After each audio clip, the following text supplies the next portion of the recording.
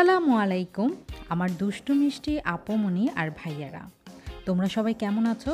আলহামদুলিল্লাহ, তোমাদের ভালোবাসা আর দোয়ায় আর আল্লাহর অশেষ রহমতে আমি তো খুবই ভালো আছি। আশা করি তোমরাও সবাই ভালো আছো। আজকে তোমাদের সাথে শেয়ার করব একটি রাস্তা, একটি মার্কেট, আরও ঢাকার অনেক কিছু। তোমরা যারা নাকি ঢাকায় সবসময় চলাচল করো তারা নিশ্চয়ই এই রাস্তাটি দেখে বুঝতেই পারছো এই রাস্তাটি কোন জায়গা।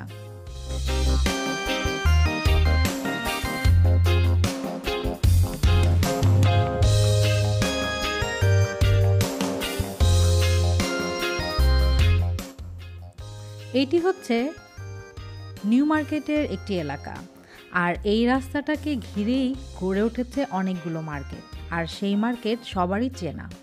ঢাকা শহরে যারা নাকি থাকে তারা বসুন্ধরা, যমুনা ফিউচার পার্ক যেখানেই শপিং করুক না কেন একবার হলেও এই শপিং সেন্টারে অবশ্যই আসবে।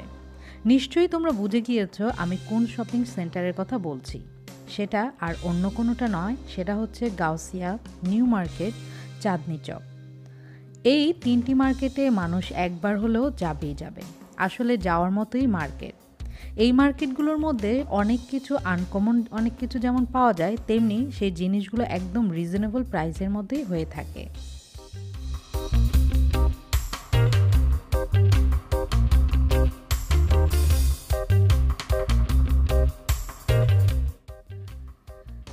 মার্কেটের রাস্তাগুলো দিয়ে যখন নাকি আমাদের রিক্সা যাচ্ছিল তখন এত এত মানুষ দেখে মনে হচ্ছিল আমাদের দেশে নাকি গরিব দেশ, আমাদের দেশের মানুষের হাতে নাকি টাকা পয়সা নেই, এখন দেশে নাকি দুর্ভিক্ষের মতো অবস্থা চলছে। কিন্তু মার্কেটের এই রাস্তাগুলো দিয়ে যাওয়ার সময় কিন্তু এমনটা একদমই মনে হয় না, কারণ চারিদিকে মানুষ আর মানুষ। যাই হোক, আমি যে মার্কেটটিতে যাব সেই মার্কেটটিতে আমি অলরেডি চলে এসেছি। নিশ্চয়ই তোমরা দেখতে পাচ্ছ আমি কোন মার্কেটে চলে এসেছি। আমি চলে এসেছি স্টার মল্লিকা। স্টার মল্লিকা আসার কারণ হচ্ছে দুটি। একটি হচ্ছে আমি যে জিনিসটি নিব সেটা একদম একমাত্র স্টার মল্লিকাতেই পাওয়া যায়, আর আরেকটি হচ্ছে আমার হাতে একদম সময় কম ছিল অন্য কোনো শপিং মলে যাওয়ার, যার জন্য কাছে এটি ছিল আর এখানেই চলে আসা।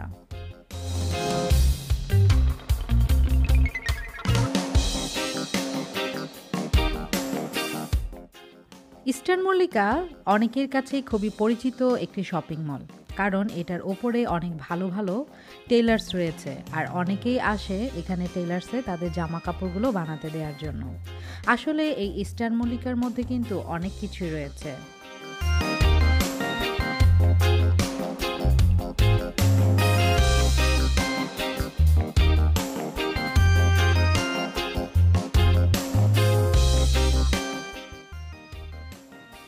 এই যে দেখতে পাচ্ছ দুটি সেট, এই দুটি সেট থেকে আমি একটি চুজ করব। কোনটা নেব খুব কনফিউজ, কারণ দুটি আমার কাছে খুব ভালো লাগছিল। তোমরা বলবে তোমাদের কাছে কোনটি ভালো লেগেছে। তবে আমার কাছে ভালো লেগেছে এই বা পাশেরটা। আর এই যে ইয়াররিংগুলো দেখতে পাচ্ছ, ইয়াররিংগুলো কিন্তু আমার একদম কাজে লাগবে না। তোমাদের যদি ইয়াররিং পছন্দ হয় তাহলে অবশ্যই আমাকে বলবে, গিফট করে দিব তোমাদের। আর এই যে দেখতে পাচ্ছ আমার ক্যামেরার অবস্থা। আসলে মানুষ বলে মেয়েরা নাকি জুয়েলারি দেখলে ওদের মাথা ঠিক থাকে না, একদম ঠিক বলে। সুন্দর সুন্দর জুয়েলারি দেখে আমার মাথার সাথে সাথে আমার ক্যামেরাও ঘুরে গিয়েছে। পরে অবশ্য ঠিক করে নিয়েছি। এই যে দেখতে পাচ্ছ, এই দোকানটিতে অনেক সুন্দর সুন্দর কালেকশন রয়েছে। আমার কাছে কিন্তু খুবই ভালো লেগেছে। তবে সব থেকে বেশি ভালো লেগেছে এই নেকলেসটি। আমি এই সেটটি নিয়েছি, আর এই সেটটি হচ্ছে ডায়মন্ড কাটিংয়ের। তোমরা নিশ্চয়ই অনেকে জানো। সেট নেওয়ার সময় বা ইয়াররিং নেওয়ার সময় বা যে কোনো জুয়েলারি নেওয়ার সময় অবশ্যই তোমরা যদি ডায়মন্ড কাটিংয়ের সেট নাও তাহলে খুব সুন্দর মতো ইউজ করতে পারবে। এগুলোর কালার নষ্ট হয় না, এমনকি এগুলোর যে স্টোনগুলো রয়েছে সেগুলো পড়েও যায় না। খুব সুন্দর, অনেক আরামে তোমরা ইউজ করতে পারবে। আর দেখে তো বুঝতেই পারছো এগুলোর সৌন্দর্য কেমন। আমার কাছে অনেক অনেক ভালো লাগে ডায়মন্ড কাটিংয়ের এই সেটগুলো।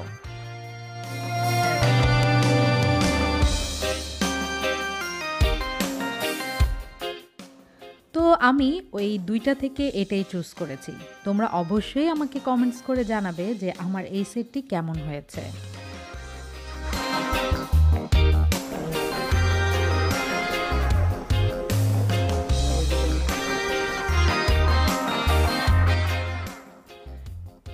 ইস্টার্ন মল্লিকার মধ্যে আসলে বাচ্চাদের খেলনাপাতিও রয়েছে অনেক সুন্দর, সুন্দর। এই যে দেখতে পাচ্ছ। তবে আমি যখন আমার ওনাকে বললাম যে, "বাবুদের জন্য এখান থেকে কিছু খেলনা নিয়ে নেই।" উনি যে খেলনাই দেখেন সেটাই বলে, "এটা তো ওদের আছে, সেটা তো ওদের আছে।" আসলে উনার এগুলো খেলনাপাতি একদমই পছন্দ না। উনার পছন্দ সিলেটের খেলনাপাতি। যার জন্য উনি একদম এখান থেকে কোনো খেলনা নেননি বাচ্চাদের জন্য। তবে এখানের যে বাচ্চাদের যে কালারফুল খেলনাগুলো আমার কাছে দেখে কিন্তু ভালোই লেগেছে। তোমাদের কাছে কেমন লাগে জানি না। বিশেষ করে বাচ্চারা যে পেছনে যে ব্যাগগুলো ক্যারি করে এগুলো কিন্তু অনেক সুন্দর। বিভিন্ন ধরনের ডল, বিভিন্ন ধরনের কার্টুনের চরিত্র সবকিছু রয়েছে। আর এই যে দেখতে পাচ্ছ ঘড়িগুলো। আমার ছেলে তো ঘড়ির জন্য অস্থির। ওর ঘড়ির অনেক শখ। ভাবলাম ভাই বোনের জন্য ২টি ঘড়ি নিয়ে নেই। যেই ভাবা সেই কাজ। এখান থেকে ওদের জন্য ২টি ঘড়ি নিয়ে নিয়েছি।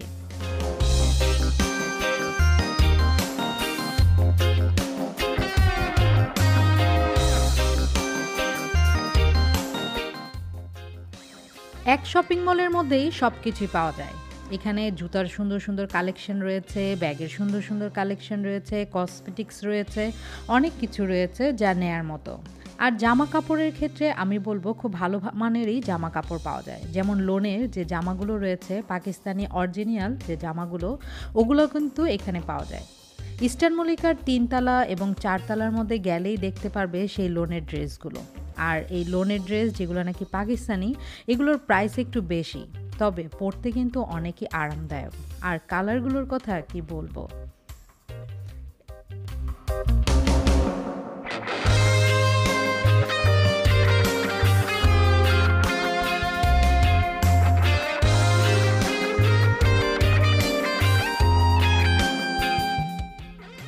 ঘুরে, ঘুরে চলে এসেছি ব্যাগের এখানে। আমার একটি ব্যাগ খুবই লাগবে। তো এখান থেকে একটি ব্যাগ চুজ করে একটি ব্যাগ আমি নিয়ে নিয়েছি। আসলে কোনো কিছু কেনার পর বাসায় গিয়ে যে তোমাদের সাথে শেয়ার করব, আমার এই অভ্যাসটা একদমই নেই। যদি আমি আমার প্রতিটা মার্কেট তোমাদের সাথে শেয়ার করি, আমার যে শপিং আমি যেটা করি সেটা যদি শেয়ার করি, তাহলে প্রতিদিন তোমাদের সাথে ঘোরাফেরার পাশাপাশি শপিংগুলোই শেয়ার করতে হবে। কারণ আমি যেহেতু সিলেটে থাকি, আমার তেমন একটা ঘোরাফেরা না হলেও প্রচুর পরিমাণে শপিং করা হয় আমার ওনার সাথে।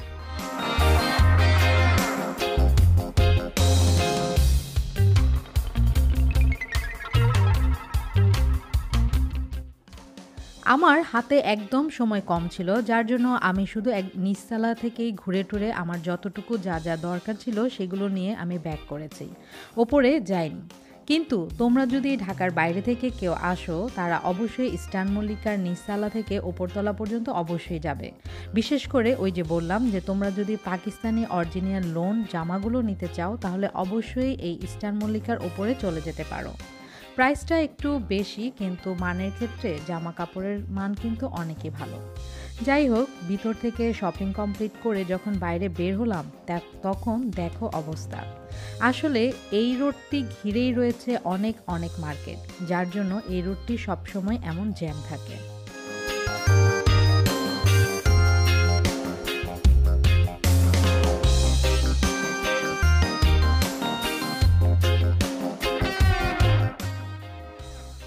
এই রুটটি ঘিরেই রয়েছে New Market, Gausia, Chandni Chawk, Eastern Mallika, Eastern Plaza, Motaleb Plaza, Dhaka varsity. তো এটা ঘিরেই আসলে রয়েছে এতগুলো শপিং মল, আর সবচেয়ে বড় কথা ঢাকা ভার্সিটি, যার জন্য আসলে এখানে জ্যামটাও একটু বেশি থাকে।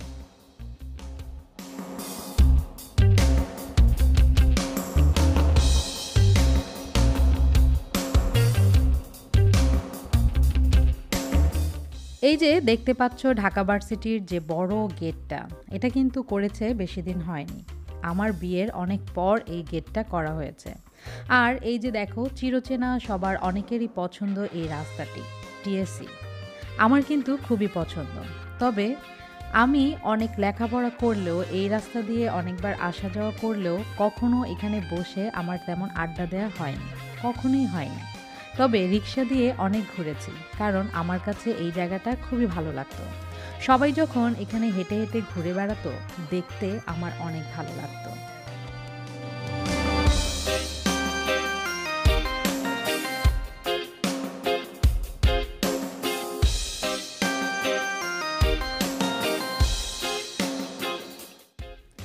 ওই যে দেখতে পাচ্ছ ওই পাশে গাড়ির কত জ্যাম। এই জ্যামটাই আসলে আমাদের যে ঘুরতে যাওয়ার আনন্দটা একদম ম্লান করে দেয়। যাই হোক, এই টিএসসি রাস্তা দিয়ে যখনই আমি আর উনি যাওয়া আসা করি তখনই ওনার অনেক স্মৃতি মনে পড়ে আর উনি আমার সাথে শেয়ার করেন, বলেন অনেক কথা যা আমার একদমই মনে নেই। যখন উনি সেই স্মৃতির কথাগুলো আমাকে বলেন শুনতে আমার কাছে অনেক ভালো লাগে, কারণ মনটা আমার এটাই বলে যে উনার এখনও সব কিছু মনে আছে আর আমি দিব্যি ভুলে বসে রয়েছি।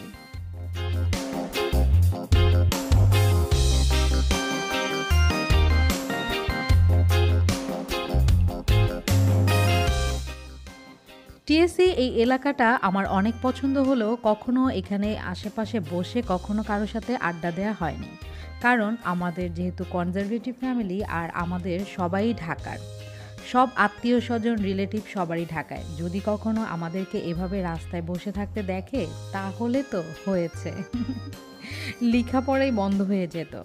সো আমরা এখানে বসে আড্ডা দেওয়ার কথা কখনো কল্পনাও করতে পারতাম না। রিক্সা দিয়ে ঘুরে ঘুরে শুধু দেখেই যেতাম সবার হাঁটা চলা ঘোরাফেরা। ভালো লাগতো, আমার খুবই ভালো লাগতো।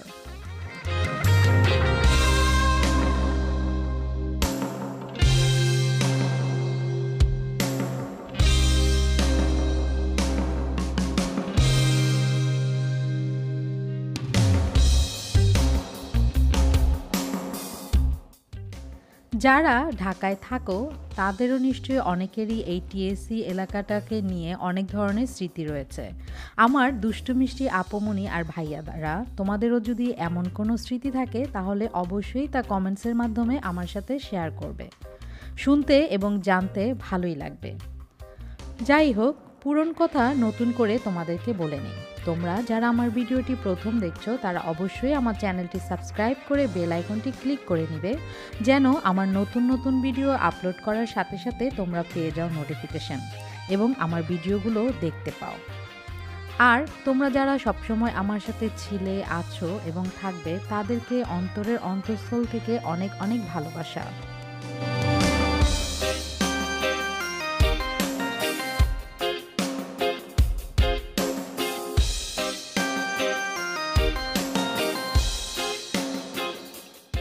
টিএসসি এলাকাটা ভালো লাগার আরেকটি কারণ হচ্ছে এখানে যখন নাকি সবাই একদম স্বাধীনভাবে হেঁটে যায়, হাঁটে চলে ঘুরে ফিরে বসে, দেখে আসলে ভালোই লাগে।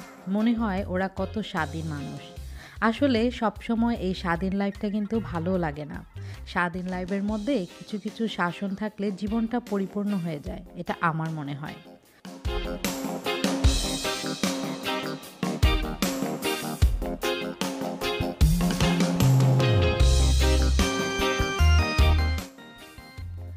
আমি বক লাকি। একবার কথা শুরু করলে আমার কথা যেন শেষই হতে চায় না। ইচ্ছে করে তোমাদের সাথে অনেক অনেক অনেক গল্প করি, সব কিছু তোমাদেরকে বলে ফেলি। আসলে আমার লাইফটা হচ্ছে একটি বইয়ের মতো। যে পড়তে পারে সে পুরোটাই পড়ে আমাকে বুঝতে পারে আমি কেমন, আর যে পড়তেই পারে না সে বুঝবে কেমন করে আমি লাকি কেমন।